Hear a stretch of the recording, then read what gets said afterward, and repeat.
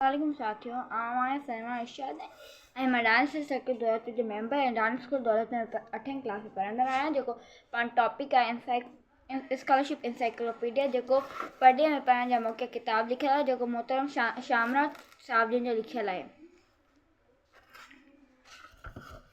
जंहिंजो जेको अॼु जो पाण जेको स्टडी कंदासीं उहो तइलीम जे मुख़्तलिफ़ स्टेजिस जे बारे में पढ़ंदासीं, जंहिंमें असां जेका पहिरीं स्टेज हूंदी आहे उहा हूंदी आहे प्राइमरी स्टेज। प्राइमरी तइलीम शागिर्द खे लिखण ऐं पढ़ण जे क़ाबिल बणाए थी।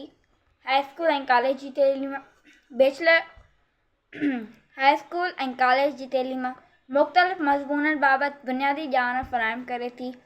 बैचलर्स डिग्रीअ जी अहमियत शागिर्द पंहिंजे पसंदि जे मौज़ूअ में बुनियादी डिग्री हासिलु करे मख़सूस शोबे मुतालिक़ काफ़ी ॼाण हासिलु करे थो, जंहिं करे हू रोज़गार या वरी उन शोबे जे कंहिं मख़सूस पासे ते वधीक पढ़णु चाहे थो। मास्टर्स डिग्रीअ जी अहमियत मास्टर्स दौरान जीअं त शागिर्द पंहिंजे शोबे सां लाॻापियल निसाब पढ़े थो। जीअं केमिस्ट्रीअ में डिग्री कई हुजे त वरी मास्टर्स केमिस्ट्री अंदरि कई सभु फील्ड्स मां हिक में करे सघे थो, जीअं ऑर्गेनिक, इनऑर्गेनिक, एनालिटिकल वग़ैरह। ईअं कंप्यूटर साइंस में बैचलर डिग्री कंदड़ वरी software engineering, computer networks, multimedia, information system वग़ैरह में मास्टर्स डिग्री करे सघे थो।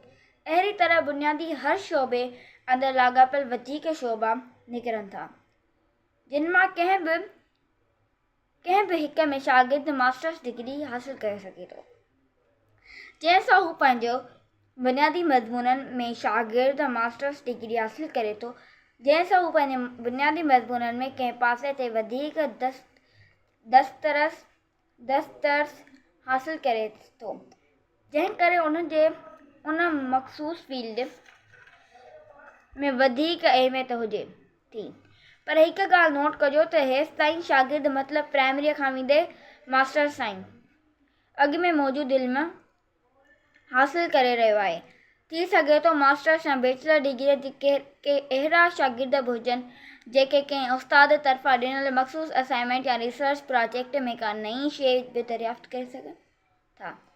जीअं केमिस्ट्रीअ में को केमिकल स्टडीज़ हुजे, या वरी टेक्नोलॉजीअ में कंहिं मख़सूस सॉफ्टवेयर जी ईजाद, या वरी इंजीनियरिंग में का नई प्रोडक्ट या कंहिं ॿी शइ खे हल करण जो नओं तरीक़ो, या वरी